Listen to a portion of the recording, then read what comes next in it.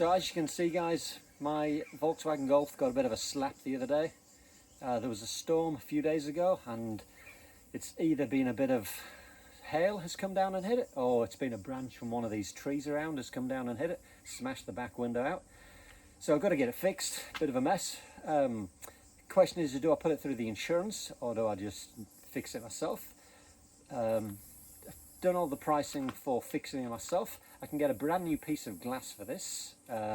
Brand new piece is $450 for a piece of glass on it, or I can get a second-hand piece of glass for $125, or even a far better option, managed to find Volkswagen Golf identical to this in a wrecker's yard, literally 10-15 minutes away from where I live, and I can buy the back end, literally the full boot with the lights, with everything on it, including the reversing camera here, an original reversing camera which is better spec than what's on mine, the full lot for $180. Now that's crazy cheap.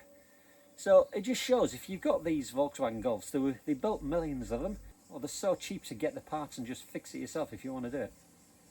So I do need to check, do I put it through my insurance or do I fix it myself and buy the full rear end on it for $180?